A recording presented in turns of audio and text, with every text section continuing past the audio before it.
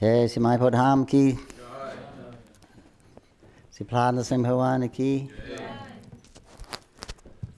Jagannath Baladev Subhadramani ki. Hare Krishna. Hare Krishna, Hare Krishna. Hare Krishna, thank you for inviting us to your Sangha. I was asked to speak about the deities in Mayapur, specifically Lord Nrsimhadev and Lord Jagannath. But can I tell you a Prabhupada story first? You want to hear a Prabhupada story first? Okay. So I was fortunate enough to be here when Prabhupada first had his first visit here by helicopter. We were working on his rooms, devotee name Swayambhu, and myself. We were laying the lino in the bathroom, and it's a whole night. We were tired. We didn't do it properly, but Srila Prabhupada arrived, and Shruti Kirti Prabhu, his servant, he said he thought it'd be nice when Srila Prabhupada goes out for his morning walk. It was a cold morning, and it'd be nice if there was a nice blazing fire here, nice English blazing fire when he came back to the room. Now, already Srila Prabhupada was complaining about the smell, because every time Prabhupada would come, we would paint the room. It was like a standard thing. Last minute, what can we do? What can we do? What can we do? Oh, let's paint the walls. So then there was a smell of paint. So Srila Prabhupada didn't like that. He said many places he goes, you can always smell the fresh paint. So you just move forward so the door doesn't get jammed. More people will come. Move forward, forward, forward. Please. Come. Vegetarian.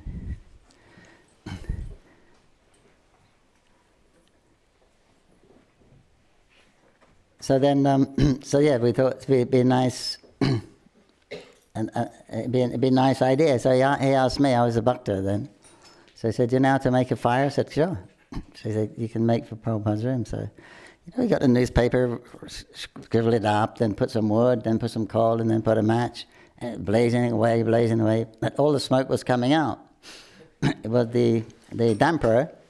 It's kind of one you have to hook. You push it up and hook it to hold it up, and the hook was broken.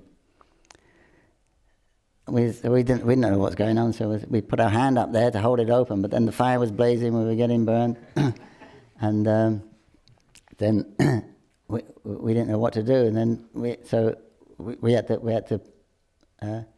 But by this time the room was full of smoke, and we found an incense tube, a metal incense tube. So we stuck that. That did the trick. But in meanwhile, the whole room was full of smoke, and Prabhupada was on his way back. So then we had to open all the windows to let the smoke out. And then Shruti Kirti told me when he came back, he said, when I explained what happened, so he comes back, he says, the room is freezing cold, the room is smelling of smoke. He said, "You tried to please me, and this is what happens." Hare Krishna. So that was one of my first encounters with Srila Prabhupada. Hare Krishna. Prabhupada ki. So the deity of Lord Nrsimhadev, this was after Srila Prabhupada's disappearance, I think it was 1980, I believe he came. So Srila Prabhupada gave us those two prayers to sing after Arti every day. Tava Kava Kamalamavena Namaste Nrsimhadev. He said these prayers are to protect the spiritual master and the Sankirtan movement. Anyway, we were attacked by bandits in Mayapur. At those days, we were just a building in the middle of rice fields. It's a little different now. There's tons of dwellings going up all over the place. But that time it was quite remote, and it was some little dangerous, politically dangerous at that time. About 30 bandits came and throwing bombs and shooting guns, and anyway. So then just after that, the the president or the co-director at that time had a dream of Lord Nrsimhadev, who came very angry, Nrsimhadev. So he thought we should bring a deity there to protect everyone. So he asked one devotee to go to South India, Chennai, Madras at that time, and make the deity. That devotee was Atmatattva Prabhu, if you know him, very learned, beloved God brother.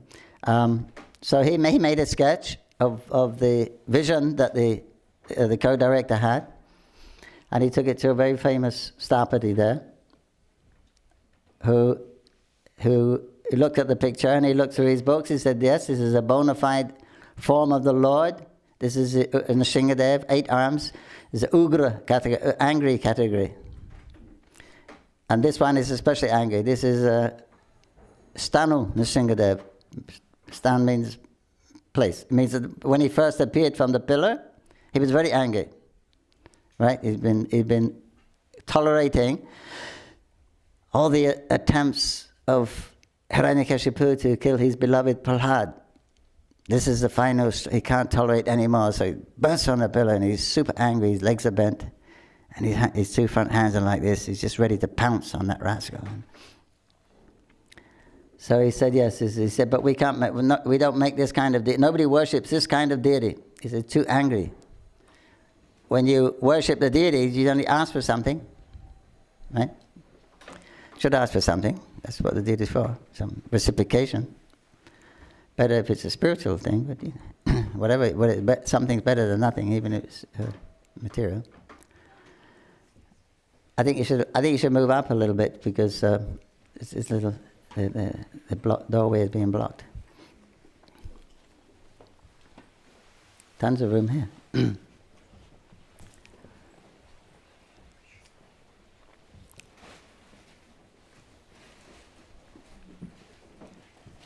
So he said, when you worship the deity, you generally you ask for something. So he said, but this deity is not going to reciprocate with anyone. He's only going to reciprocate with one person, right? Hiranyakashipu. So it's like futile worshipping this deity. And he said, nobody worships this deity. Even in the heavenly planets, they don't worship this form. But he said, that's the one that came in a dream. It's the one we need. So he said, okay, I'll ask my guru. If he gives me permission, then I will do it. So he asked Guru.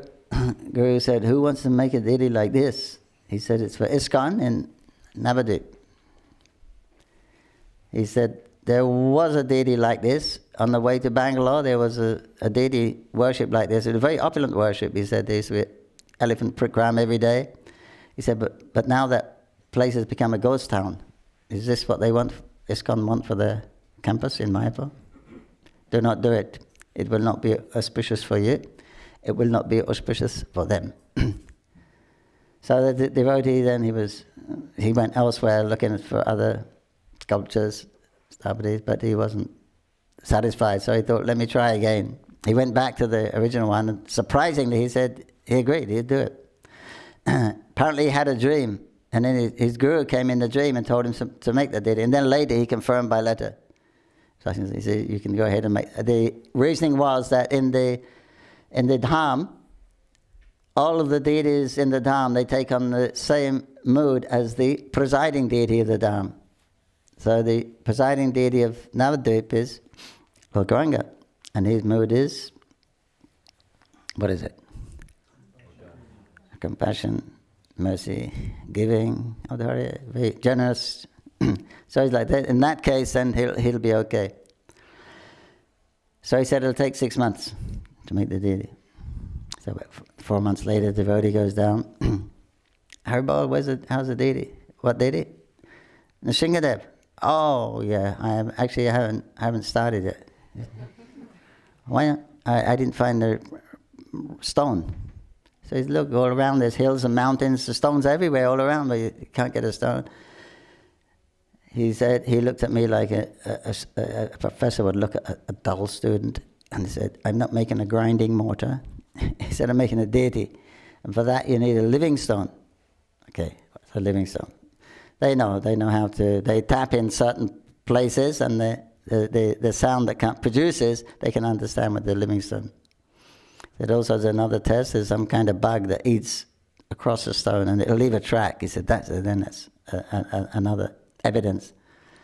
So eventually he called a devotee, said he found the stone. A couple of months later he goes down, there's a stone in the workshop, but it's just a rectangular. He just made it a rectangular shape. So he asked the workman, why isn't he making the deity? Oh, he's coming every day. He's coming every day. He's looking at it.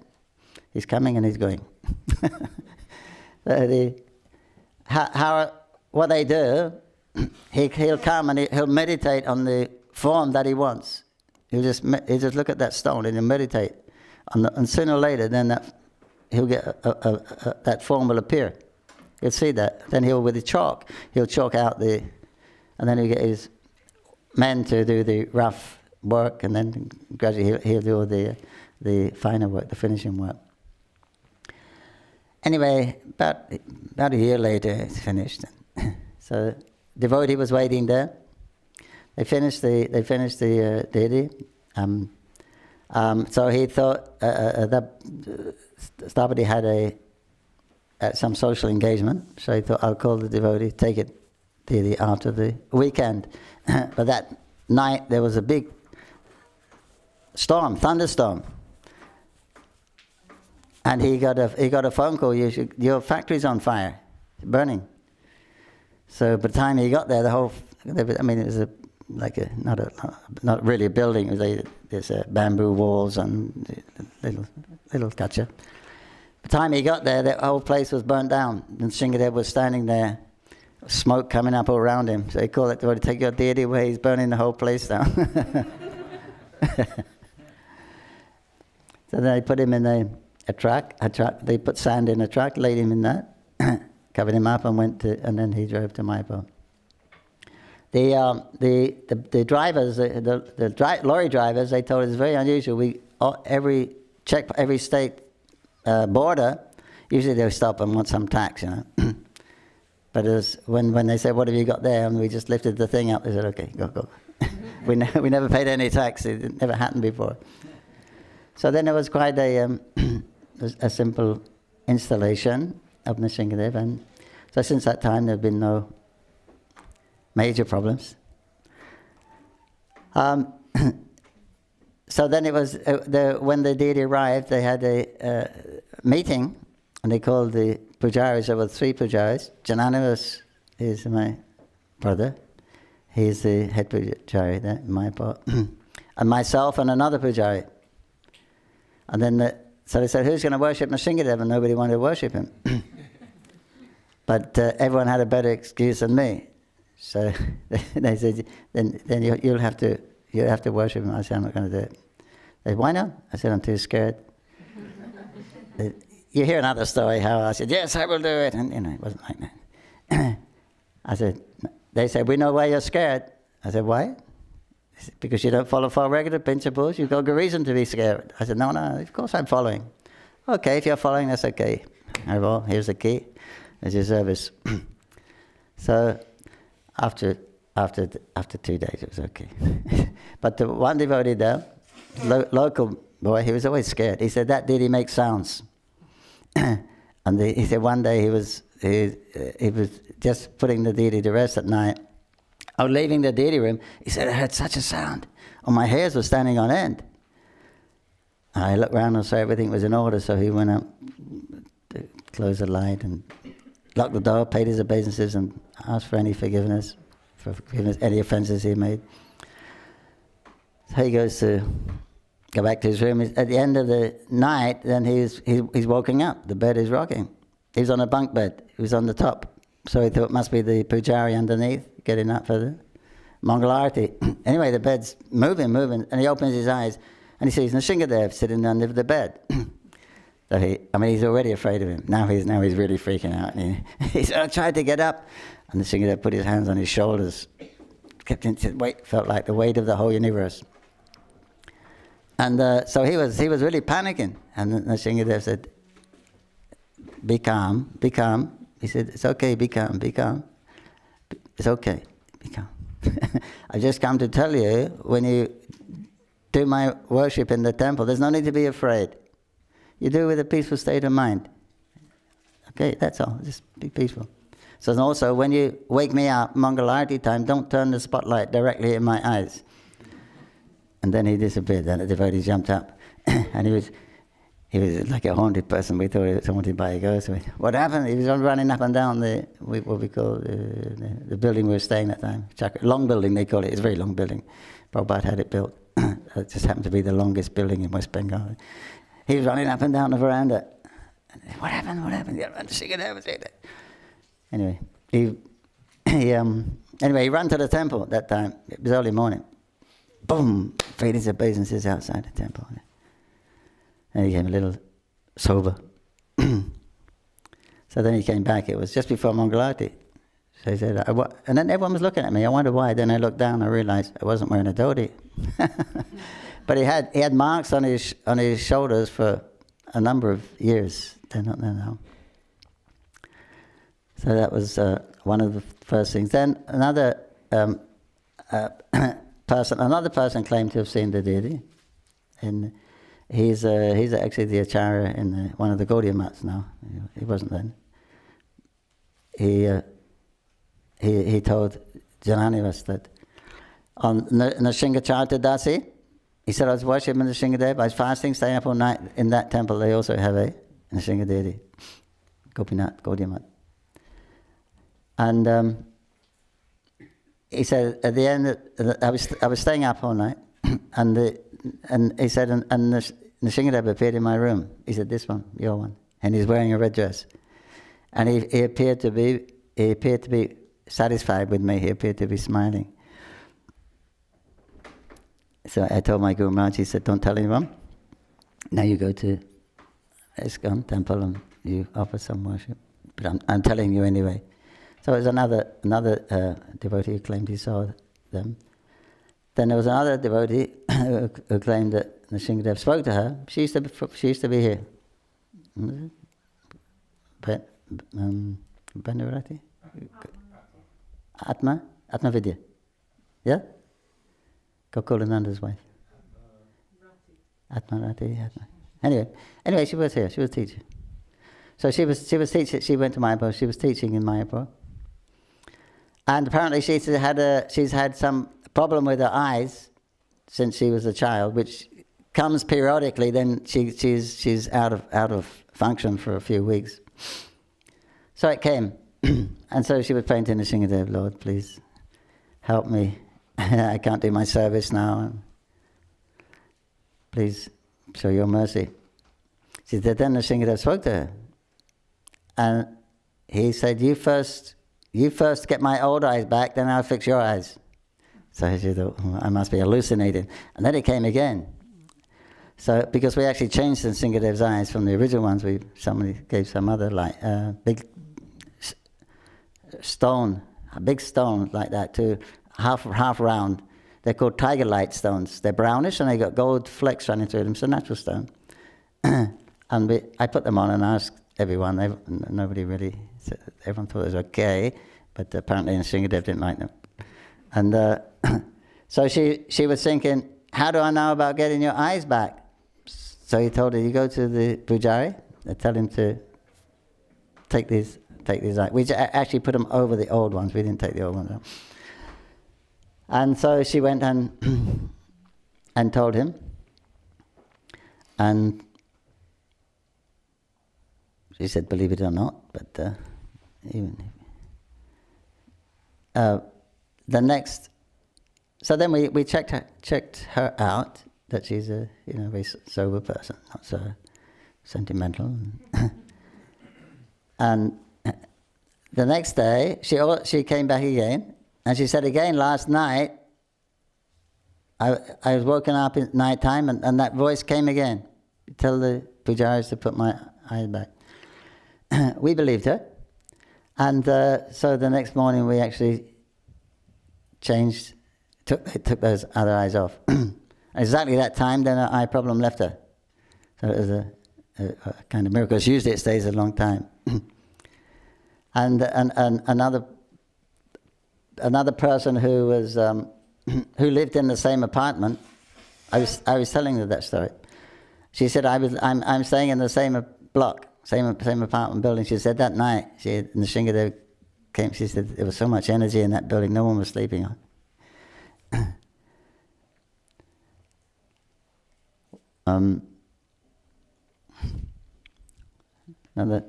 Another incident. One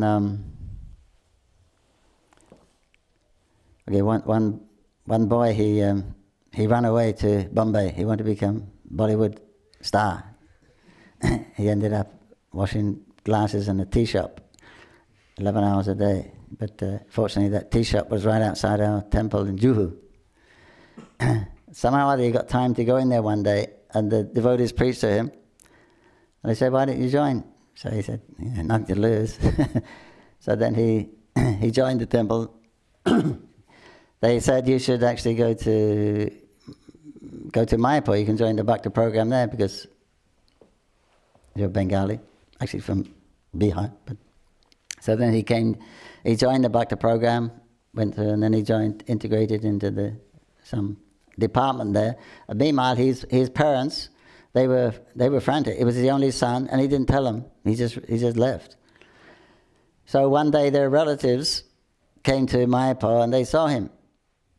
So they told the parents, we think he's your son. He walks like him. But he had a shaved head, but he walks like him. We think it's him. So they came down to Mayapur. And they're inquiring all everywhere in the office, and they just couldn't find him, no trace. They stayed there whole day.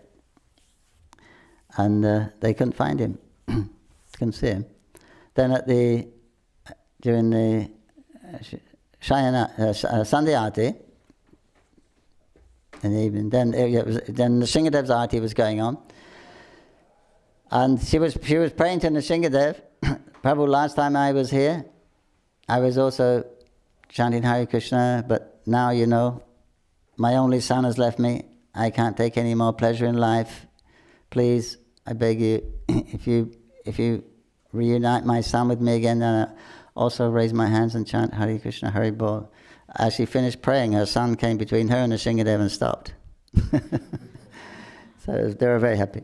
So the parents got initiated and started Namhat Center. It was nice. Okay, another Mataji came to move up. We can't open the door. Can everyone move up? Don't be afraid. The speakers used to say, "It's okay, I'm vegetarian." Come close. More.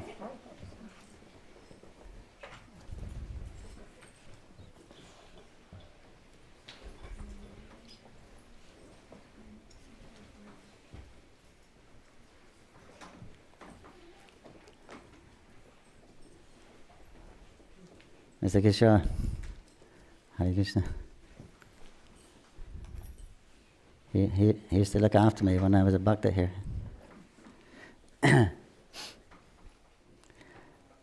So, yes, she came, she said, I had a dream of Nrsimhadev, and a long dream, and we were just walking through the fields, and it was just like my father. It was a long dream. We were talking, but she said, I can't hardly remember anything we talked, what we said, but I do remember one thing. I asked, how can we serve you? And he said, you can offer me some mangoes. So she said, can we get some mango? It wasn't mango season, but apparently there was. She got some mangoes, and we offered them. So a little while later, sometime, this was the year that His Holiness Govinda Maharaj, he left his body. Govinda Maharaj was our sannyasi guru, very elevated. But he was discussing some very esoteric pastime of Krishna, and he's feeling separation. At that time, apparently he had a heart attack. But after that, a little while after that, she came back. She said, actually, there was more to the dream than I told you. Nrsimhadev said to me, my Pujari is very dear to me, I'm gonna bring him back. And he said, no, don't do that, we want him here, don't take him. And he said, no, I think I'll bring him back. No, please, if you're going. So this is going backwards and forwards for some time. She said, then Nrsimhadev said, okay, I'll take one of the gurus instead. She said, I told my guru, he said, don't tell anyone about this. He said, but now this has happened. Go Govinda Maharaj ki, back to Godhead ki. Okay, then I was telling that to somebody else, another devotee from America, Gujarati, living in America. But he said, that's incredible. You know, last night my wife dreamt of Nrsimhadev and mangoes. You see, she was outside yesterday, and she saw on the street, there were a lot of tea shops and things. She saw a jar of mango pickles. So she thought, I get that. I should buy them for Nrsimhadev. And she was considering it's not made by devotees. I mean, it's gone devoted. And there may be something, really not permissible inside. So then she didn't buy it. He said, but last night, Lord Nrsimhadev came in her dream. And he said, where are my mango pickles? So then she went and bought them, offered them the next day. Lots of cures, cancer cures, eye cures. Oh, a boy had one of the local boys. He had a firecracker explode in his face. It was very serious. They took him to the local hospital. They said, we can't do anything. Take him to Calcutta. So they took him there and they had a look. They said, it's pretty nasty. So we'll see what we can do. And they're praying to Nrsimhadev. They asked us to do a special puja for Nrsimhadev, and Javitaka Maharaj just gave them some Nrsimha prasadam for him. We were praying for him down there.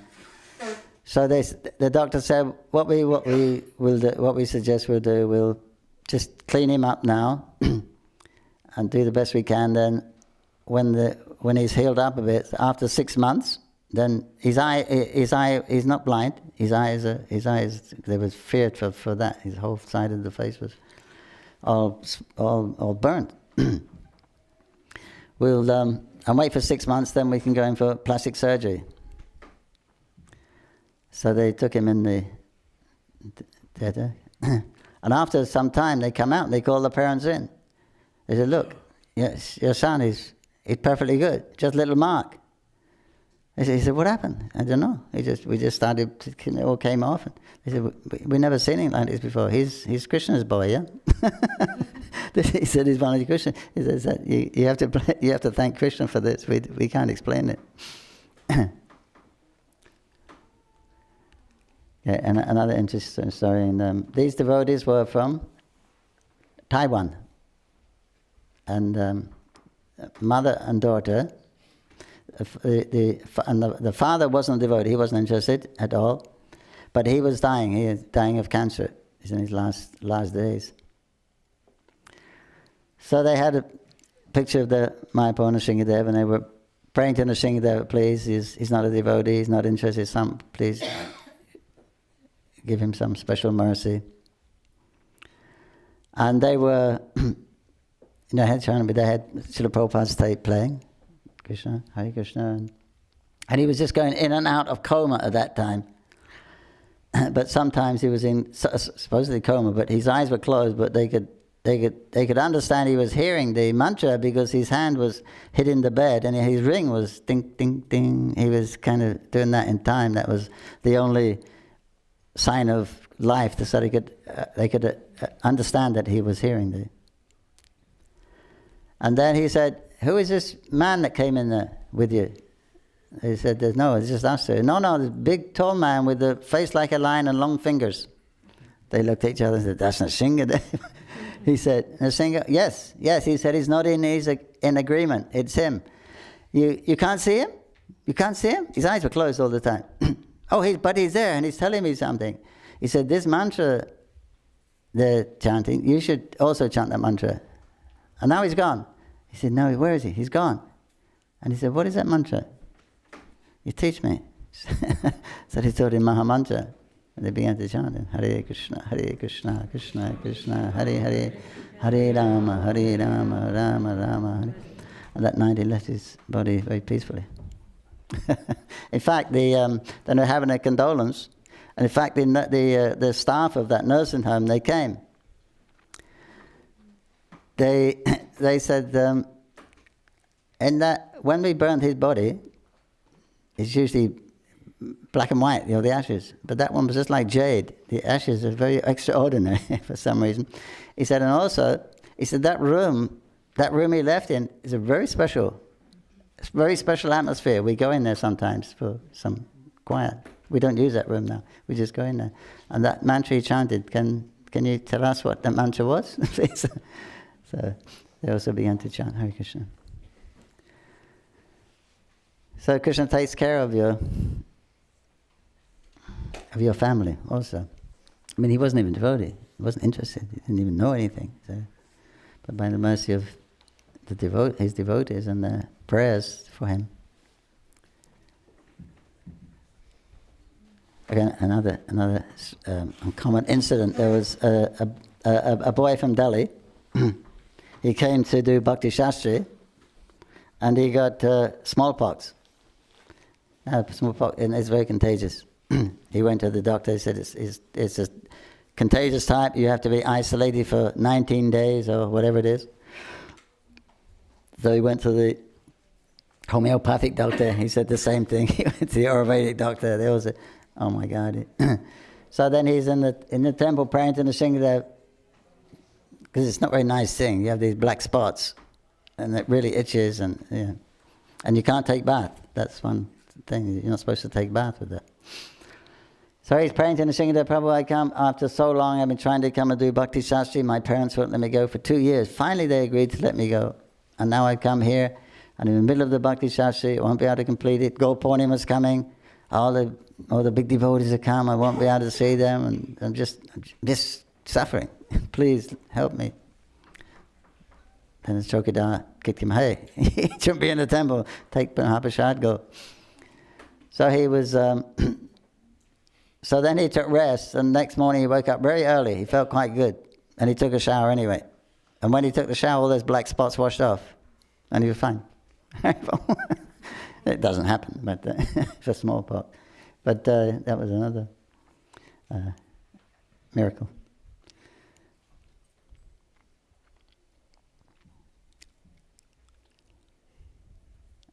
Any others? There are a few, but I can't remember all of them. And we still get letters from people saying things, but he's very good at quite effective. People curing people on cancer and other things.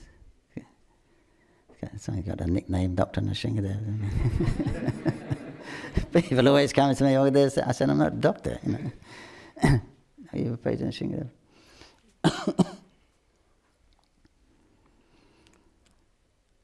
Once there used to flood there sometimes, quite frequently. Now it's better, but there used to be a lot of snakes. The one devotee was telling he was taking darshan and he was the only one in the temple, because there was water up to your waist in the temple.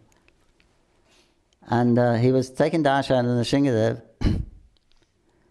and he was standing near the metal gates. We have metal gates.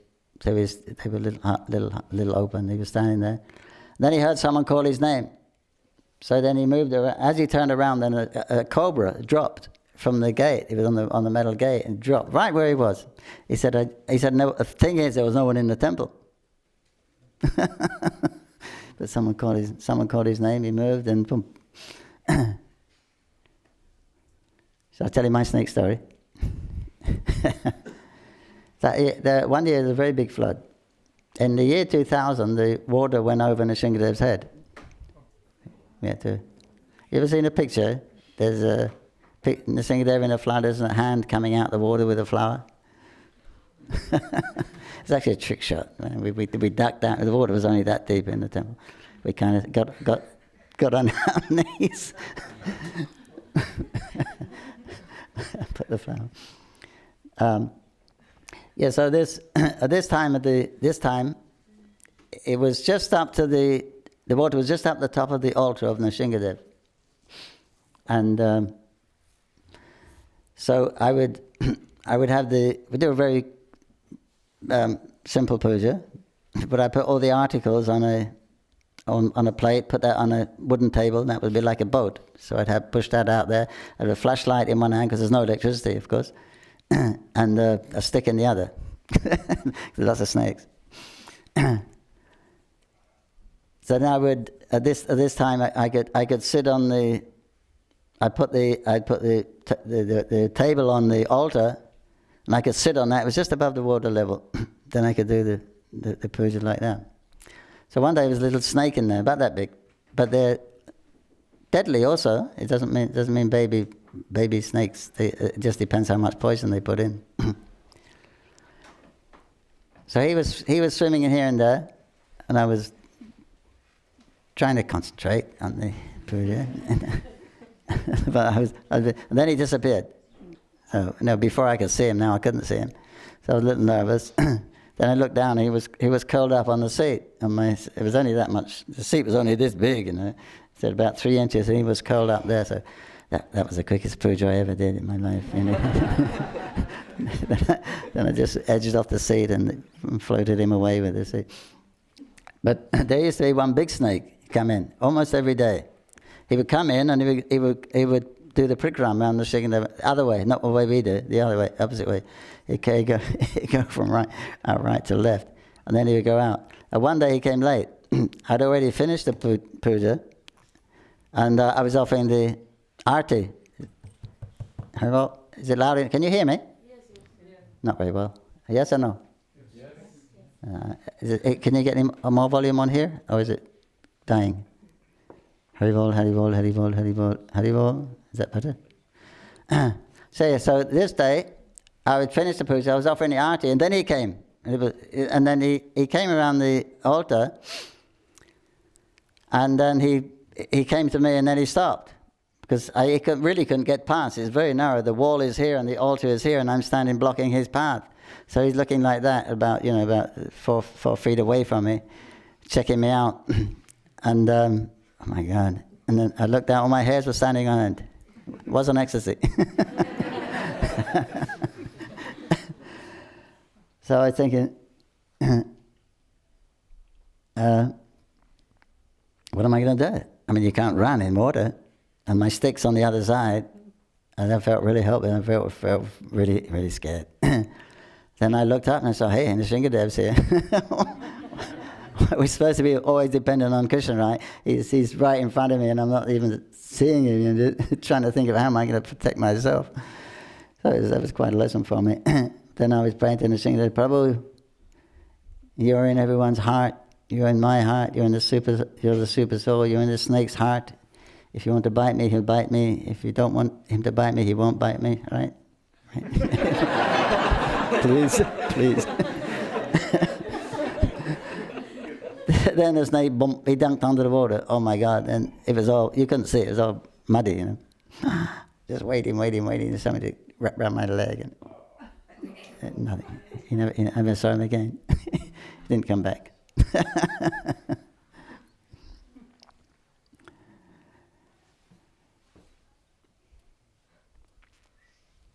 Okay, that's what I can remember at the moment.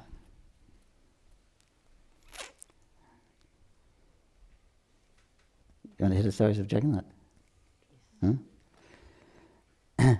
How many people have been to Mayapur? You probably know these stories. So we have in 5 miles from our temple there is a Jagannath temple which was given to us. It's 500 years old, this temple, and those deities are also very active. At least they were. The history is at the time of Sri Chaitanya Mahaprabhu, all the Navadip buses and all the devotees from Bengal, they used to go to Puri. Because Mahaprabhu resided at Puri at his mother's request, so she could get frequent news from him. And they would go there in the rainy season. Before the rainy season, then they would stay for the rainy season more or less, see Rath Yatra, see Mahaprabhu, then come back. So one devotee, he became blind, so obviously they couldn't take him, because that time they went by foot. I guess it took 10 days, 10, 12 days. Now it's an overnight train ride from Kolkata. Get in the train, go to sleep, you wake up in Puri. Quite convenient. So they told him, obviously, we can't take you, we're sorry, we obviously can't take you. So he was, when they all left, he was so broken-hearted, I'm never going to see Jagannath, I'm never going to see Mahaprabhu again. What is the use of this, maintaining this life? Tomorrow when I take part in Ganga, I will not come back. He made that resolve. Lord Jagannath came in his dream that night. Don't think like this. My dear devotee, don't think like this. Actually, where you're staying, this place, this very place, is not different from Jagannath Puri. I eternally reside here. Sometimes I manifest, sometimes I'm manifested. Now I'm unmanifest, but he said, now I desire once again to manifest my pastime here. Tomorrow when you take your bath in the Ganga, I will come and touch you in the form of a log. At that time your sight will be restored. And you should take me to this certain village. In that village, there's one of my bhaktas, he's a carpenter. You find that and tell him to make my deity of Jagannath, my form of Jagannath. In that garden there's a big neem tree. You make my brother sister from that. That happened. The miracle, he got his sight back, he became ecstatic, so he called all the locals in the village and told them, this is Daru Brahman has appeared here. So they found the carpenter, he had leprosy. So he flatly refused to make the deity. How can I do it? My hands are all contaminated, how can I make a divine form of the Lord? They said, this is the Lord's desire, he's asked for you to do it. No, he wouldn't do it. So they called other carpenters, no one could do it. Every time they tried, the hammer would break, the chisel would break. So they said, you see, Jagannath wants you to do it. You have to do it. So reluctantly, and with great difficulty, great pain also, he began to carve the deity.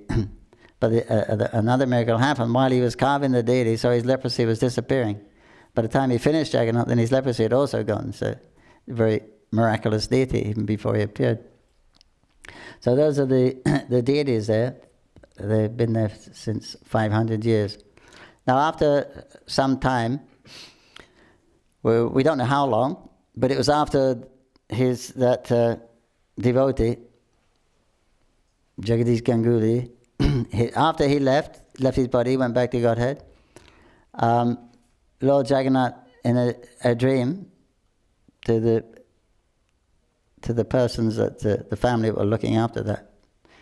He said, when Jagadish was here, it was nice. He came a lot of bhakti. He said, but now, he said, not so much devotion, and the people are becoming more materialistic and sinful. I won't stay. I'm going to close my pastime here again. So you should all leave this village. He said, there's an epidemic, something. Typhoid or whatever it is, epidemic coming, you should all leave this village. And you tell everyone in the village they should go. So that happened. Everyone left the village except that family. Although Jagannath told them they should go, they didn't go. They said, we'll depend on, and they all died. So then no one owned the temple, and no one lived there. So then the temple began to crumble. It was very, very type. It was just like a little building with a flat roof there, so about a quarter of this room, I guess. And that began to fall down around them, except the part which is over their heads. So how long that was like that, we don't know, but we know in the 1950s, they started the worship, 1950s, 1960s, they started the worship again. The person that was currently living there next, his name was Pratik Chatterjee. He was in our time. So he told us He told us a lot of stories. He told Sri Bhagavad Maharaj a lot of stories, and we recorded them, but unfortunately we lost the tape recorder from his time. So, yeah, his daughter, she's still alive, Gauri. She said when she was a little girl, she used to go to the temple. She used to it was all jungle, but no one would go there. There was jackals and snakes and all kinds of things.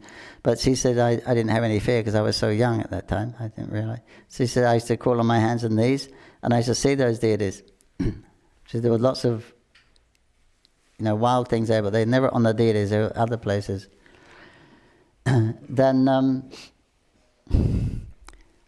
I think the reason they started to worship, there was one tantric there. He was a devotee of Jagannath, but also he was a devotee of Kali. And he used to go into trance. He used to get possessed by the deity. They called it Bar. And he would speak. He would go in and speak, and as if the deity is speaking through him.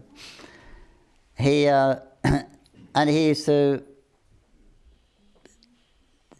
became a little popular when he would do this, because he could, if you lost stomach, he'd tell you where to find it. Animals were sick, he could tell you how to cure them very easily, the cows and things like that. So he became a little popular, and he would go there every Tuesday. So then they started little mela. Every Tuesday was a little mela. So he was quite a celebrity, something. And some people, we didn't believe him, actually. He showed us one time. I mean, we was there when he went in, but he was in, and his son was there telling who was speaking. Jagannath speaking, and then he would speak as Balaram. Then he became very angry. This man wanted to take me away. He was talking about Bhaktivedanta Saraswati Thakur. He wanted to take me away. I will immolate myself. I will immolate. Because it was at one time that temple was offered to the Gaudiya Math. They said we won't take. Well, we'll take the deities if we like. We'll take them down to Chaitanya Math, but we're not going to maintain. It was a very, very simple place. Anyway, we didn't really believe. And one time this Pratik also didn't believe him so he did at first. But one time he was talking to Jagannath, and he said, "Your daughter should be married, your younger daughter, Gauri." He said, "Who should she marry?" He said, "Jaimini Ghosh, that's him." Father chased him out. But she told us he was quite a tantric. He said he showed her a form of Krishna one time. But anyway, so one day he's married, but he's wearing saffron. He's got all these marigold garlands on. And he gets in his bar and he goes up to the house of Pratik. And he's raving, ranting and raving. "It's not good enough. I demand you worship me properly." He's talking as Jagannath. "Why are you neglecting my worship? I demand you worship me properly." Because Pratik, they knew the temple was there, although no one was going there, but he would worship the deities in his house. He wasn't a pure Vaishnava. But then he would worship and then he would turn and offer to Jagannath temple. He didn't go there. It was like 50 yards away. That was a worship. But after this, they took it a little seriously. So then they went and cleaned it all up and repaired it to some degree. And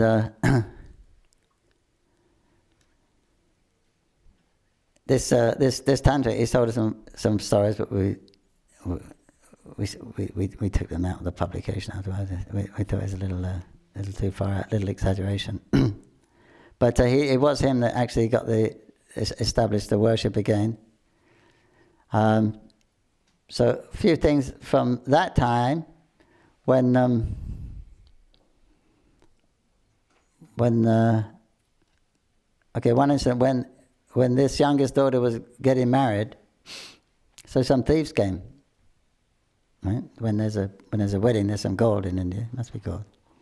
Anyway, they kind of knew there was unsavory characters, but anyway, it was a wedding, a auspicious time, so please come take some prasadam. But they're keeping their eye on them. After some time, this group goes to one side and they're having a discussion. It turns very heated, and everyone's looking at them, and then they all disperse. So next day, he comes, the leader of this gang. He comes to Pratik says, I'm going to tell you something. So that night we came to your daughter's wedding, we came to rob you. He said, we're just planning how to do it.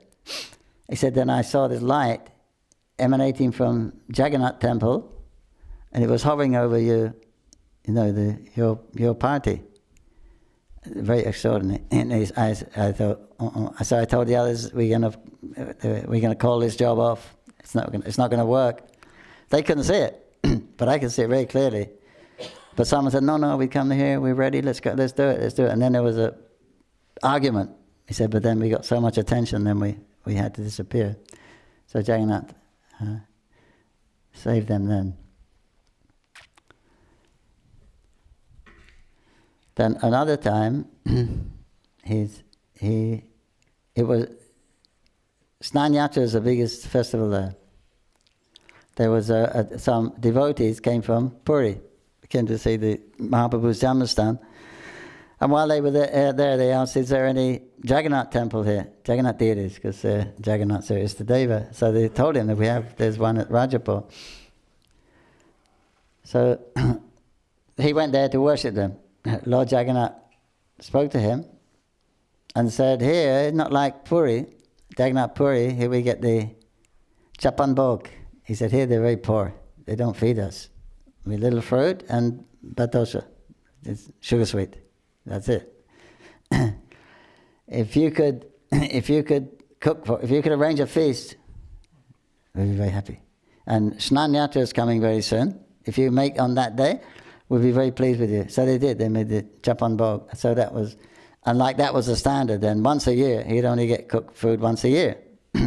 That was his standard. So that was always a big festival because there's no Rath Yatra.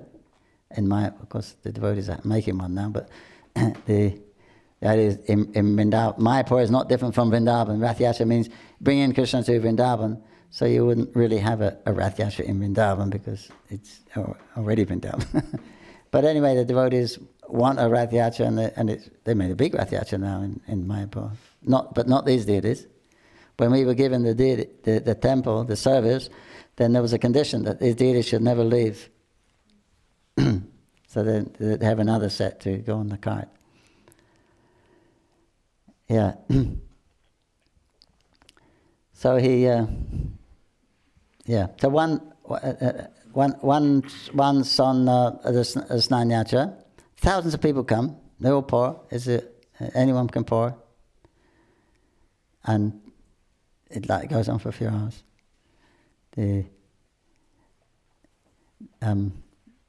So one time someone came. He came there. He took prasadam, and he took one cup, a clay cup of prasadam for his friend, he's a rickshaw. They were rickshaw drivers, but his friend was a Muslim.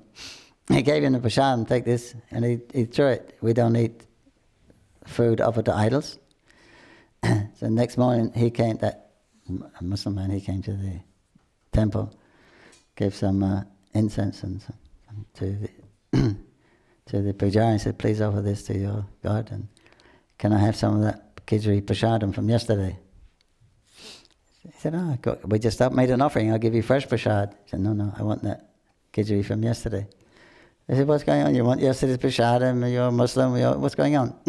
He said, actually, I had some of that yesterday. He said, but I made a great offense. Almost cost me my life. He said, you see, he told him what happened. He said, but last night in my dream, he said, this white one, he came down, threw me on the ground. He was very angry. He was beating me. He wouldn't stop. And I was begging, please stop. And he wouldn't stop. He was really angry. I thought he was going to leave my body. He was so angry. I said, please, have mercy. He said, mercy? You're asking me for mercy? I'll show you mercy. I'll give you a new body. Take pow. He said, my brother, he's the most merciful. Because rascals like you can't see him. He's appeared in a lowly piece of wood. And he comes in Satyuga and he stays to Kali Yuga simply to give his mercy to foolish people like you. He said, and you especially worship him by honoring his Mahaprasadam. You had that Mahaprasad, you threw it, and you're asking me for mercy? Then he said, this yellow one, she was laughing. She said, very good, kill him. Then he said, but the black one, Black one was also laughing. He said, no, he has learned his lesson. Don't kill him. So Balaram was very angry. So anyway, they managed to find some prasadam from the day before, and he took that with great respect. So they have healthy respect of Jagannath.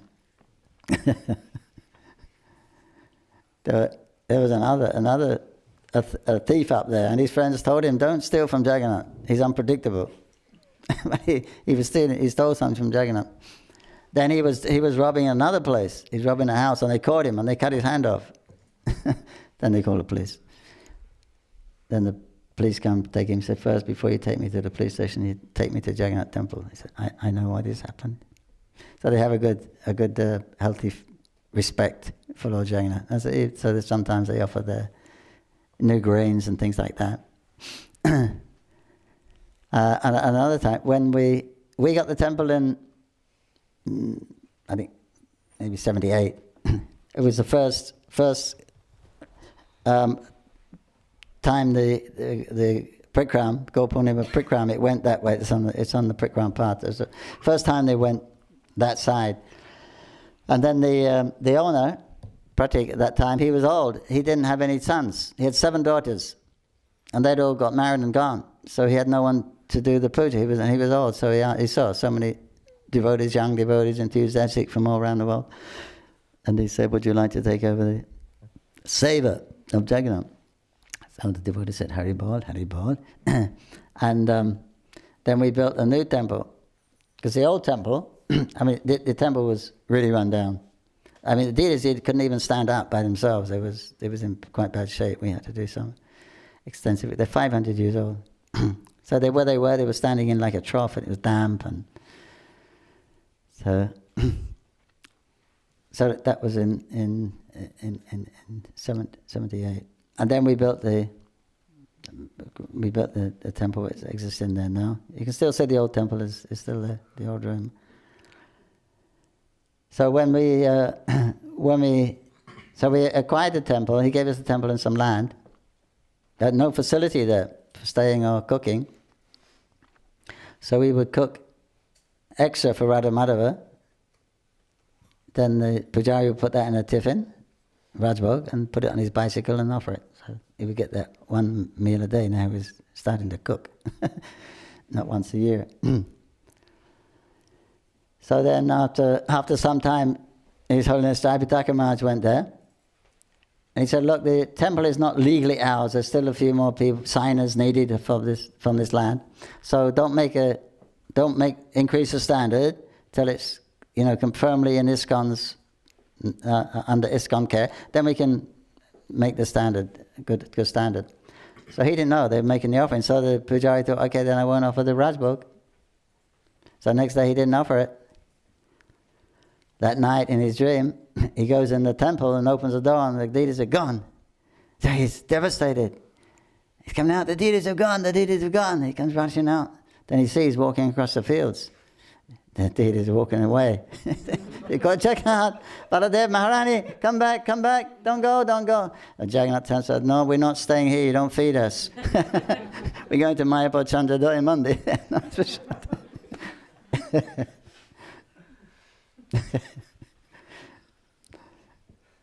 Yeah, and another time, Pujari, when Jayapataka Maharaj heard it, "I didn't know that." "No, you immediately, you continue." So another time he bought the bhoga, and he forgot to bring tulsi. Now you could pick tulsis growing here and there. He could have got some, but the temple was in such a dilapidated condition. It was very difficult. You couldn't probably lock the doors. Everything was falling apart. So he thought, if I go and pick tulsi, then a dog may come or children may come. Who knows? So then he prayed to Jagannath, "Prabhu, I know you say you don't accept any food offering without tulsi, but please understand the circumstances. You please accept it anyway." So then he made the offering, went out, chanted his mantras, and when it time for the arati, then he went to take the plate of the bhoga. In the rice, there was a branch of tulsi like this big, stuck right in the middle of the rice. Jagannath Swami ki. And he has no hands. How does he do it? And one devotee once was coming back for some work in the local city, Krishnanagar, and he told the driver, "Go to Jagannath. Let's get Jagannath's darshan on the way back." So the driver went. It was just 1 o'clock. After 1 o'clock, so they got there. The pujari was just locked the doors and he was leaving. So he said, "I couldn't ask him to open up again, but I tried. In my any chance of darshan?" He said, "Yeah, you come 4 o'clock." I said, "Oh no." So he said, "I really wanted darshan." He said, there was something that pulled me here, and I'm not usually feel so devotional, but I felt really devotional. I did really want to. So I was really trying to see. He said I was looking through trying to wedge open the doors and trying to peep through the cracks. Couldn't see little glint here and there of the jewel. And I tried the window. The windows were made of wood. I tried windows were locked. 10 minutes, 10, 15 minutes I was trying. I was laying on the floor trying to look underneath the door. He said, then I gave up. He said, I walked away and I was really disappointed because it was unusual for me to feel so much bhakti. I don't usually feel like that. I was really disappointed. But as he was walking away, he heard this "Arrrr." He looked round and the window was swinging open. He said that window was locked. I already tried to open it. The window swung open. The sun was coming in. He got nice darshan of Jagannath Baladev, Shivadev. Haribol. Jagannath Swami ki jai. And a similar one, some students come one evening. They're just going to start the Sandhyati. And there was load shedding. I mean, there was no electricity there. They had one candle. And they couldn't hardly see anything. So they said, "We heard about these deities. They're very mystical, and we come to see, but we can't see much." So they decided to go. So he just started the arati. So they left. Then the pujari called them back. What happened? He offered the arati. He was offering the pancha pradeep, the ghee lamp. When he finished and put it down, then the flames started to grow and grow and grow and grow, and it was a big light. I mean, this from the little ghee wicks, this came like this. Then all the students came back and they got very nice. Jagan gave them very nice darshan. Jagannath Swami ki jai.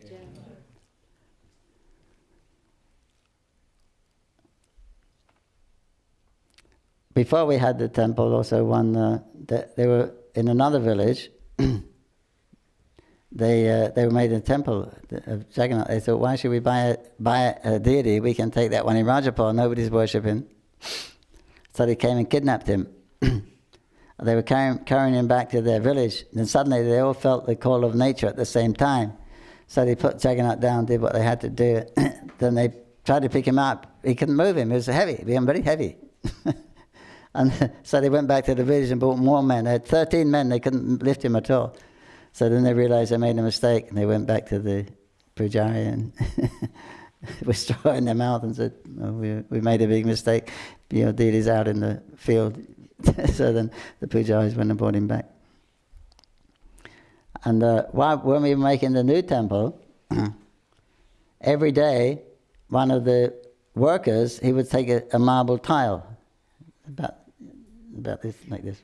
He'd put it up under his chart and making a patio in his house, I guess. Maybe a jute stick house. But then one day he comes back with a bullock cart with all his marble on it.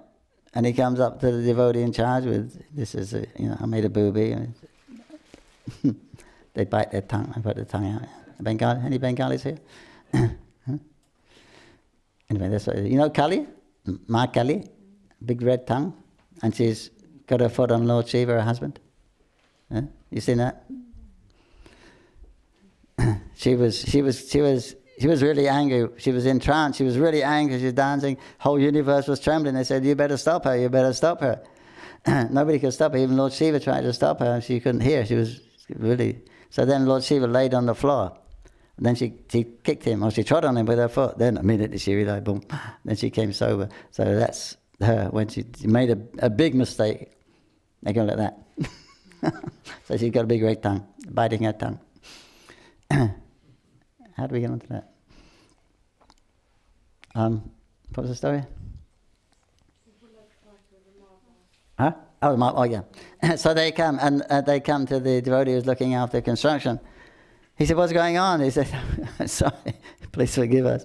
He said, "Actually, I've been stealing this marble." He said, "But last night Balaram came in my dream. Why are you stealing my brother's property? You take it back. Immediately, I would destroy you and your whole family. Do you hear me? Immediately take it back. Please forgive me."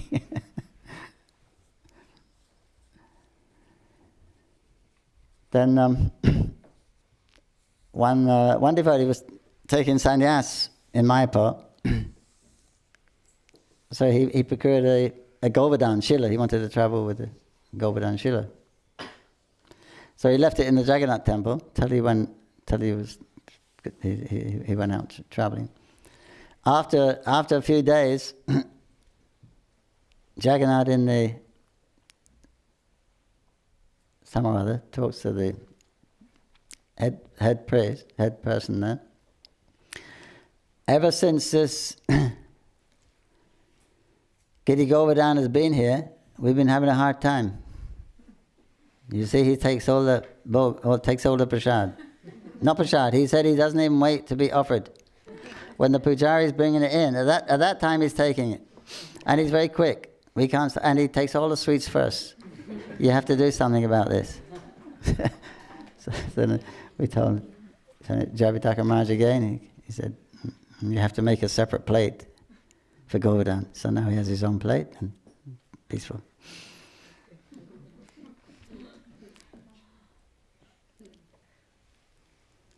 We're one of the first families, Bengali families there. They had a little boy. He was very naughty. He went to the temple one day, the old temple, and he saw Subhadra had a nice brooch, so he thought he'd take it for his collection. So he told his mother this. So his mother told us the story. He came into his mother, crying, hysterical. She said, "What happened? What happened?"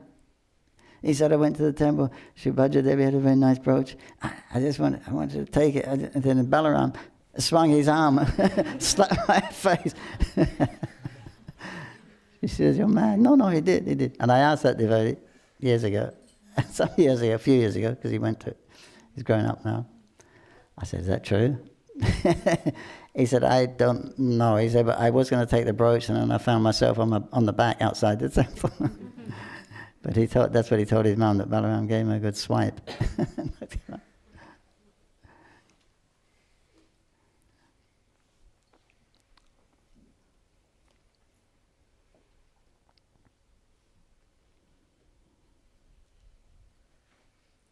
Okay. One pujari there, Jagannath liked him a lot. He loved kirtan, this boy. Very simple. One day he got sick. So he told the guard, Chowkidar, he said, "Look, I got a fever, and he did the noon puja.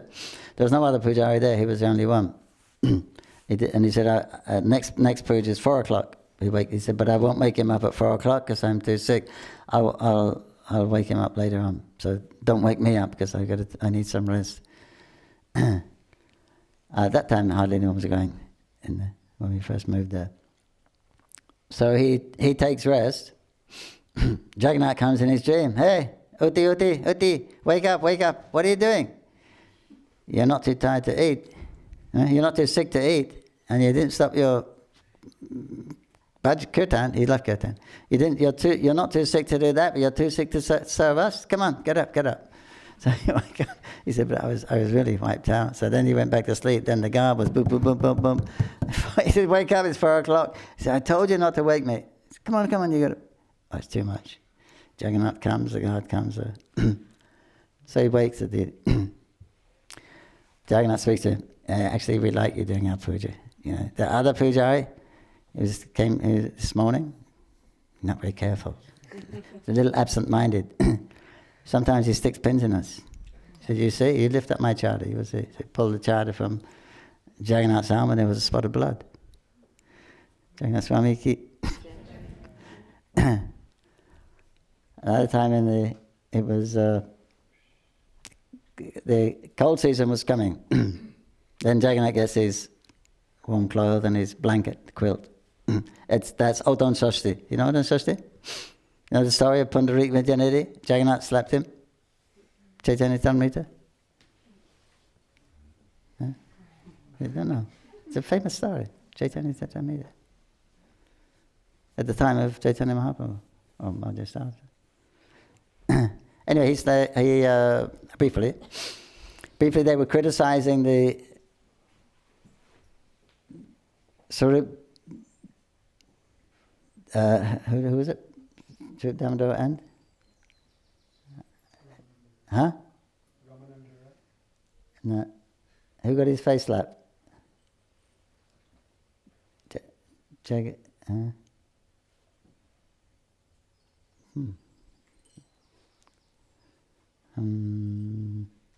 Anyway, Sarup Damodar, yeah? Or Jagadananda. Anyway, one of the two. So he was criticizing the pandas on that day, on that day, Odon Shashti. It's supposed to be a very auspicious day to do something. There's no consideration of any time of that day you can do anything or should be successful. It's a mark of the in Puri, it's a mark from the summer to the winter.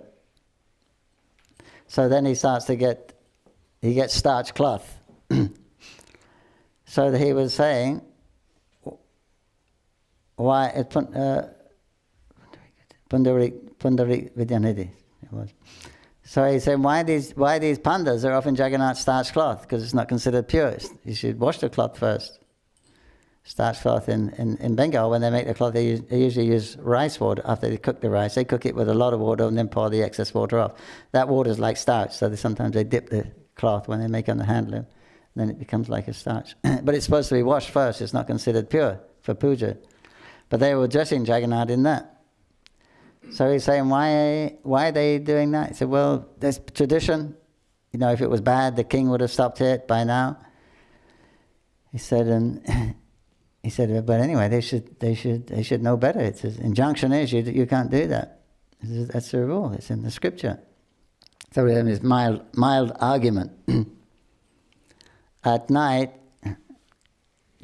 Jagannath comes to Pundarik in his dream, and he's slapping his face. And he says, "You're trying to tell me what is right and wrong here." He said, "If you don't like the rules here, you go back to your own country." He said, "Why are you criticizing my devotees here?" And then when he woke up, all his cheeks were red and swollen. So when Sarup Damodar comes in, what happened? And then he told him. So that's the day. So that marks the. Then you start using stop using the fan and put in. So we just dragged up like that also with the starch cloth. It was that time. It was before that time, but it was cold, right? So he gets the pujari. He's dreaming, and there's a knock on the door on the door where there's sleeping pujari room. And he opens the door, he can't see him. Then he looks down, he sees Jagannath laying on small deities, Jagannath, Baladev, Subhadra, laying on their backs and shivering. They said, "You're sleeping very nicely under your quilt. You think we don't feel cold?" so that year we had to start. He had to offer the blanket earlier. And another time he added, in a dream, Jagannath told him, when you put us to bed, small deities, puts them in bed. He said, don't put this finger in my eye. He said, be careful. You pick me up like that. He says, your muchi finger, pointing finger. You don't do that. He says, it's not nice.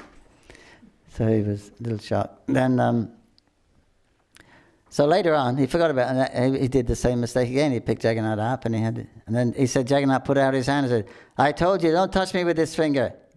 I took off his uttari and he was like that. So he was telling us. So Janam said, "Wait a minute, how can Jagannath say, 'Don't touch me with his finger'? He doesn't have any hands." He does. He said, he does. I saw. So that's why we keep it.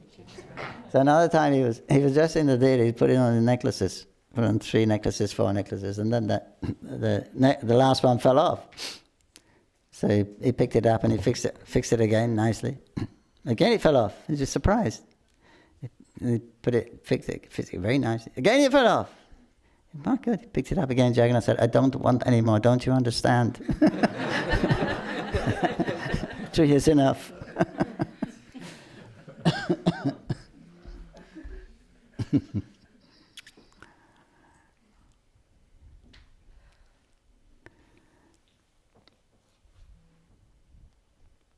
Quite more recently, one old lady came, and she offered a mirror to Jagannath. You know, the ones you get at the seaside with all the shells stuck on the back. So she said, please give this service of Jagannath. So the Pujari said, why are you offering this? You know, she was a Muslim lady. She said, I have 2 grandchildren. One is 5, one is 7, and they're almost blind from birth, clinically. We tried all the doctors. They said they won't get any better. They're almost blind. But I'm praying to everyone and anyone, she said, for them.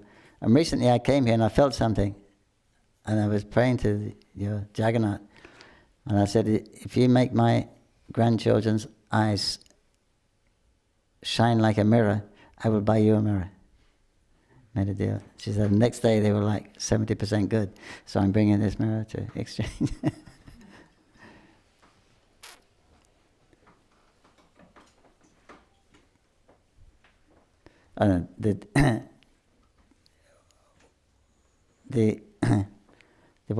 That place, Jagannath Temple, it's in the middle of. It's a little high. I mean, Bengal is very flat. Doesn't seem like a hill, but it's the highest place around. It doesn't ever floods there, and it's surrounded by orchards. That temple, mango trees and jackfruit trees, especially. It's very very nice, and so someone's stealing the jackfruit from the tree. The guard sees them. He's chasing them. They run into the temple, so towards the temple, he runs in the temple, not Mandir. Pujari is sitting there, he said, where are they? He said, who? He said, those 2 boys. He said, what 2 boys? 2 boys just ran through here. He said, no one came here. He said, what do you mean? I was just chasing them right behind them. One was a little dark, one was a little light. You didn't see them. He said, no one came here. He said, they were stealing my fruit. They were stealing my jackfruit. And I saw them, I chased them, and they jumped down from the tree with the jackfruit. He said, he ripped his cloth on the tree, he said, on the branch, as he jumped down. He said, I tell you, it's really unusual, look at that, it's quite open. He said, hey, that's Jagannath's cloth. So they went to the deer, they found a piece of his chadar was torn, they found the jackfruit on the side of the temple. So he let them keep it.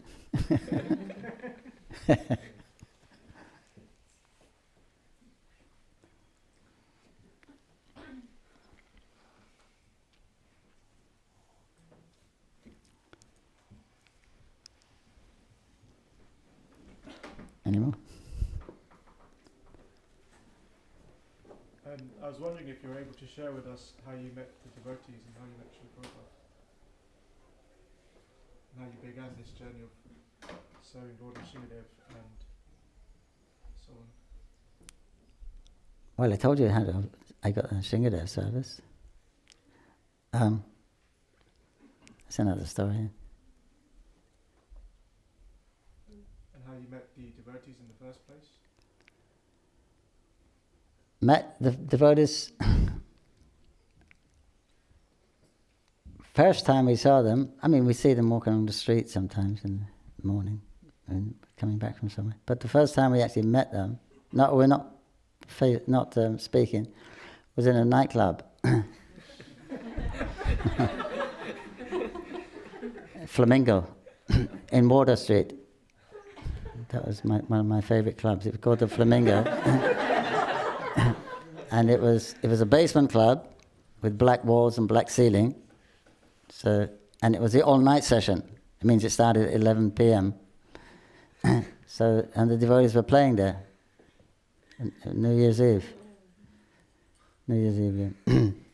And Padmalochan Prabhu was there also, if you know Padmalochan. He wasn't part of our thing, our crowd, like 4 of us from our crowd came devotees. But of course, devotees didn't look very joyful naturally in a place that's completely tamagu and after midnight. And but they taught us a Swami step. So we learned the Swami step, side to side step. Then they asked, would anyone like to ask any questions, which is not the thing to do in a place like that. With the kind of audience what was there, conditional then. But they invited us to the Sunday feast, which we never went to. My brother was a little disappointed because he really wanted to go. So then we actually met Jananimus met the devotees in Jagannath Puri. He went to India in 1970. You read the Journey Home, Nrsimhadev Maharaj? We were 2 months behind him. So same adventures, same caves, same hotels, same ashrams. There was a route, everyone goes, a route overland to Matala, same caves we were living in. Then up to Kathmandu was the end of the trail. And he went to Benares and Goa. So that was the thing. So we were, my brother met the devotees in Jagannath Puri. He got a thing, there's a festival going on. Sometimes we would split up.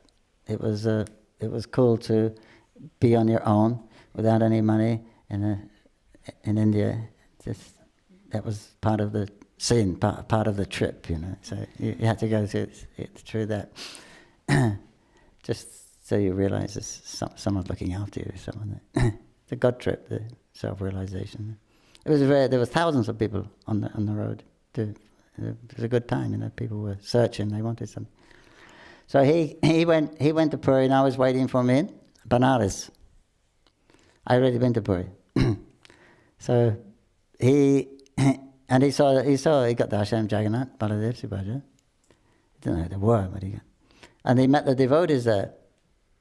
And they were chanting Hare Krishna, and he asked, why are you chanting Hare Krishna? You're not chanting Vishnu, Brahma, Mahesh. This is a Hindu trinity. You should be. Why Krishna? Then he said, because Krishna is the Supreme Personality of Godhead. Okay. No one ever told us who God was. We went to many ashrams and so many, but no one ever said who God was, really, even though we. So here is a foreign bhakta from New Zealand, Videshi. He said Krishna is the Supreme Personality of Godhead, but all the Indian sadhus, we didn't get that kind of information. And so he said, have you got any literature? I said, no. They gave me back to Godhead. They said, we distribute back to Godhead, which he kept for about an hour. And then one Indian came up to him and said, are you selling that? He said, yes, 1 rupee. So he sold a book. So they said, you come to our ashram in Kolkata, then you can buy the books. So when he saw Prabhupada, he had a couple of Gitas with him, paperbacks, different authors. And he was like, I could see him sometimes, he was looking at them and saying something different, a little confused. But when he got Prabhupada's Gita, then wow, that was it. It just made so much sense, so simple to understand. And he never came back for 40 years. Hare Krishna. But he had to see me because I was waiting for him. There's no phones, no fax, no computers. He had to come there. So we had a friend who was studying in BH here, Siddha, of course. So he had the address, so he came into the room, and I was out that time. I came in and I saw him there, and at that time he was shaved up and wearing saffron, but I didn't. He had his back to me, and I thought, wow, he's very effulgent. I thought, wow, what's the sadhu doing in our room, Then he turned around and Haribol. So that was the introduction. Then I was, then he went back to Calcutta. Then I was I was coming back to the UK, but it was like end of the year, October. I thought, why come back for England for the good old winter? I went down to Goa. I spent the winter down there on the beach. And then after that, I came up to see Jananivas. By that time, he had moved down to Mayapur, up to Mayapur. And so then we went to Mayapur, and I stayed about a week there. And I used to argue with the devotees. They thought I'd come to take him back. But I used to have an argument because I was influenced Mayavadi. I had two gurus, other gurus in India. One was a popular one, and the other one gave us kind of initiation was, you are there. At the end of the day, I am here. That space between us, that is God. Okay. All right. And the other one was a popular one. Guru Maharaji went to his ashram. Meditation techniques. And that guru, he came out. He had a big panel. It was there was a lot of English devotees. When he had a big following, and it was the first time they fixed up the Delhi airport that they could take a jumbo jet. So the whole jumbo jet flew in like that from Brit. And they had this weekend program panel. At the end of the panel, so he comes on stage, the finale. He comes on stage with a yellow dhoti, flute, 12-piece makut. Everyone went wild. And I thought, why is he dressing up as Krishna? And he looked at me and I looked at him and I thought, why is he dressing up as Krishna? Everyone was going, oh, Krishna, Krishna. So, anyway, Prabhupada saved me. Then I came out to see Jananivas. It was just after Gopurnima, so I just missed Prabhupada. He's just gone. The panel was there. And then they told me to chant Hare Krishna and give me beads and gave me a couple of books. I couldn't understand, it was a bit dull, but I knew that, we have a very close relationship. Sometimes say twins is closer than husband and wife. So I knew he wasn't, he can't fool me. We can't tell each other a story because we just, grew up together, we know each other. So I thought, well, he knows better than me, he's doing it. I have to accept what he says. And he gave me a couple of little books. They were chapters of the Bhagavatam, the Lord in the Heart and the second, two. They made it into little individual. Pure Devotional Service and the Lord in the Heart. There were two separate books. And I put them in my bag under my other books. I thought when I read these, I'm finished. So I read them last. So that was it. Then I came back here and I was, I've been in India for a couple of years almost. So I was changed a lot. And I thought, I can't get back into this way of life too fast. And then it took me a while. And then I used to go to the temple in Soho. And I loved it. I loved the devotees. I loved the prasad. I loved the dancing. But I didn't want to get my so-called freedom attached to that. But eventually, it just, chanting, offering the food, associating with devotees, and it's high taste. So I gradually lost that. And it came on quite but it took about 18 months. And I had a couple of dreams. I had a nice dream. I was with my brother, and we were in India. We were traveling across this arid land, and Prabhupada was there. He didn't look like Prabhupada, but I could understand it was Prabhupada. He was our guide. So we came on this, across this river, small rivers, like this, wide as this room. So he said, I'm getting Jananivas on, he wasn't Jananivas then, but he said, I'm getting your brother on my back, and I'll take him across the river, then I'll come back and bring you across. So Jananivas gets on his back, and he was actually walking across. So I thought, no, I can come myself, don't worry. He said, no, you stay, I will bring you, take your brother, I will come back and take you. I said, come on, you're an old man, I'm a young man. I can easily cross. He said, stay there, I will bring you. If I dive in the water, I can come up and practically touch the other side. There's really no problem. Don't bother yourself. I'm coming. Whoop, I dive in. I come up in the middle, start swimming. I'm not moving. I'm really going for it. Really swimming. I wouldn't move. Then I started to get scared. Hey, I'm not going to do it. So then I turned around to come back. I couldn't get back. Then the current was wishing me up the middle. And then I woke up and I realized, you need a guru. Have a guru. You're not going to do it by yourself. So that was a revelation. And so I used to visit the temple a lot, and then I would stay there weekends. You know. Soho Street, very, very crowded. They was trying to make me a bhakta, so that I used to get VIP treatment. I was allowed to sleep on the desk or office desk or something like that. Get the Mahaprasad. And but I didn't move. Then they came. Then we got the Manor. Then sannyasi took, who was it? Pushta Krishna Swami, I think. He brought us out. He wanted to come out and see our new place. So then they brought us here, and he said, "You want to live here?" I said, "Yeah." And I just kind of moved in. And first thing was making the Rath cart, painting the Rath cart. Then I was helping with Spiritual Sky. They used to have a Spiritual Sky which folded.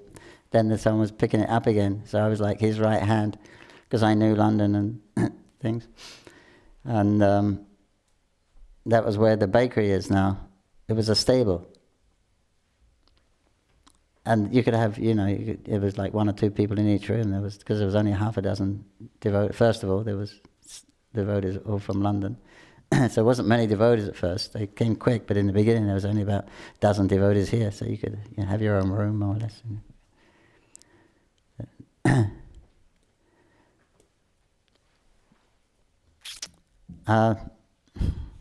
Then Srila Prabhupada came. He came in a helicopter. First time. I don't know how Shamshon to pay for it. Any money. He had there was a huge chandelier in the temple, crystal chandelier. It was beautiful. Then one day these guys came in, dum, dum, with their boots on, with a ladder, dum, dum, dum. They went out, took the chandelier and walked out the door. We didn't have any money, he's ordering these things, but it made go, Shamshon. And so that time I saw Srila Prabhupada was very mystical. He came in a helicopter, and he was coming on the lawn, and all the devotees were rushing out to meet him. Everyone was ecstatic. Everyone was going a little strange. When I first saw someone, the phone rang, the Mataji bring it up, and she said, yeah, he's coming. Ooh, ooh, ooh, ooh. And she started, what's going on here? The Prabhupada's coming, Prabhupada's coming. I was like spun around, I didn't. One Mataji was sitting there and she was crying and crying. Just before Prabhupada, she was crying her eyes out. I said, excuse me, Mataji, why are you crying? Prabhupada. I said, I thought we were supposed to be happy when Prabhupada comes, but I didn't know what I was supposed to see, but I thought they were acting very strangely. But then Srila Prabhupada came, and then all my senses were playing tricks with me. Because in the helicopter, sometimes he seemed like a little speck. And other times I could see the lines on his hands. That means that the distances which perspectives were changing. And Prabhupada was, the pilot said, I can't land. He said, with people there, it's too dangerous. Tell them to go away. So Prabhupada was going, that's India, go away. And we're going, Jai Prabhupada, Jai Prabhupada. Prabhupada was going, Jai, Jai Prabhupada. Eventually it sunk in that we should clear off. Then I think it was Tribhuvannath Prabhu, who was very foresighted, because they had long grass and it was all wet, dew, so he put a pair of Wellington boots, and Prabhupada stepped in the Wellington boots and came in. Then I had similar experiences in the temple. When Prabhupada was sitting on the Vyasasana, same thing. Sometimes he seemed to be filling the whole Vyasasana up, and sometimes he was, just stuck in the middle of this, in the cushion. I just couldn't. But perspectives of time and size were really playing tricks with me. And then he was anyway,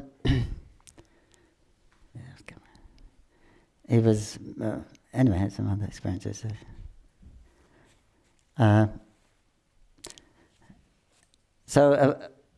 But I wasn't getting initiated, and then they called me down, and then I had long hair also, and they said you should get your hair cut. I said, well, how will cutting my hair bring me closer to God? They said, no, you got to get your hair cut. So eventually I went and had a short back and sides. And that day they called me in. I just got back, and I said, wear a hat, because I didn't want to see. And they called me, Mukunda, and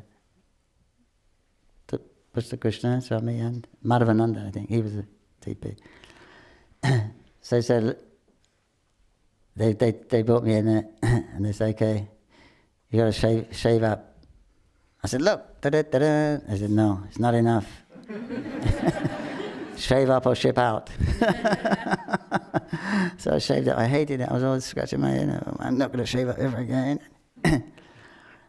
And I didn't shave up anymore. And that's why I always wear this hat, so they wouldn't notice. Till one day, I think I was drowsing to sleep, and then Pushta Krishna, so we went, wake up, and he pulled my hat off, and my hair fell down. Ah! And then it was the installation here, Janmashtami. Then after that, it may have been Prabhupada was given initiation, maybe a Ras Purnima. Raja Shekhar, he was the temple commander. Wonderful devotee, he's living in Vrindavan now. So he said, Srila Prabhupada's given initiation. Why don't you go and take initiation? I said, well, that's a bit of a commitment. I don't know if I'm ready for initiation. I was doing everything. He said, who do you think you are? Prabhupada, the greatest person on the planet. He's offering you initiation and you're refusing. Who do you think? I go, okay. I'll take initiation. So I went down and took initiation. Prabhupada didn't say anything. I had long hair and all that. So I thank him for that. Otherwise, I may still be sitting on the fence. So that's how we came to Krishna consciousness. Everyone has their own story, right? And then I went to Mayapur shortly afterwards in the Gold Purnima. And then they didn't want me to leave. They got me in the office again. Why are you going to India? I'm just going, I want to go back to India. What are you going to do there? Just sense gratification. I know I'm going to bring water from the Ganges and I'm going to learn to play Vedanga. It's just sense gratification. It's just sense gratification. They really got me. I said, just the enjoying spirit. Stay here, you got service. Because the devotee didn't want me to leave because I was like his right hand with the spiritual sky. So I said, okay. Just let me go for the first one and I'll come back. No, you won't come back. You won't come back. You can't go. I said, okay, horrible. Anyway, so then I went back to, I went to Mayapur in March. So I've been there ever since. 74.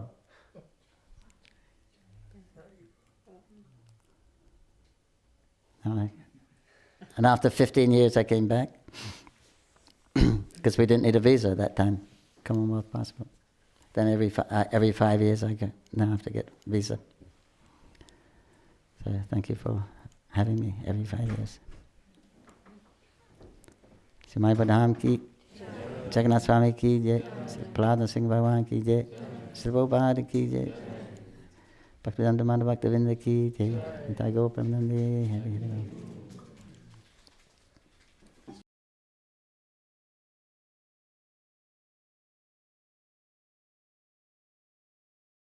After Chandan Yatra, Nrsimhadev gets covered in Chandan. Up until the day, 2 days before Nrsimha Chaturdasi. Then we take the Chandan off, he's all dry. So then we have pour oil all over him, lots of oil, lots. So this is some of that. If you come up, you can get some.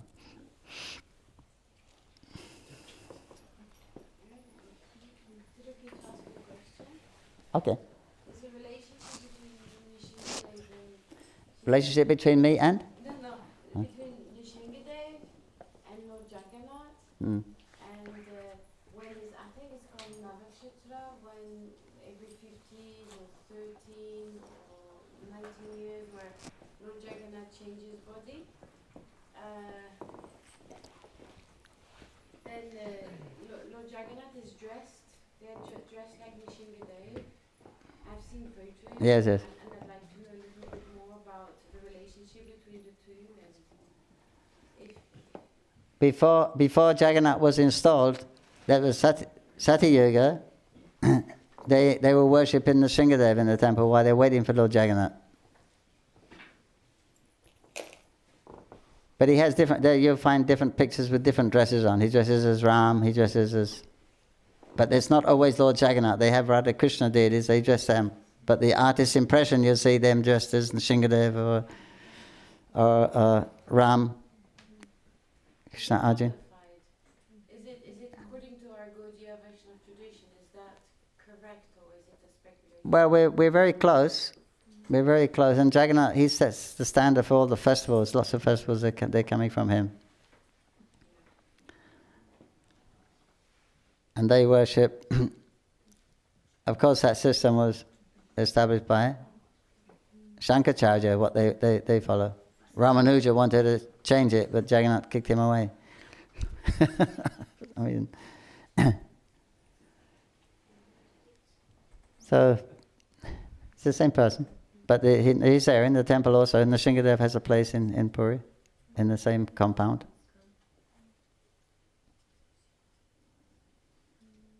But that was what I heard. While they were waiting for Jagannath to come, then they worshipped Nrsimhadev there.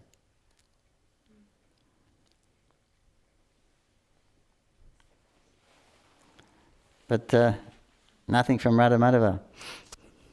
Krishna's there with Radha and the 8 gopis. He's not interested in much else. We don't hear many pastimes there.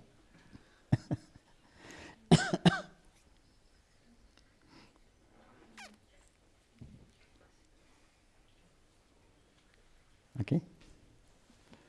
Thank you for keeping me out of Maya for an hour or so. Sweet dreams. Hare Krishna. Prabhupada ki jai.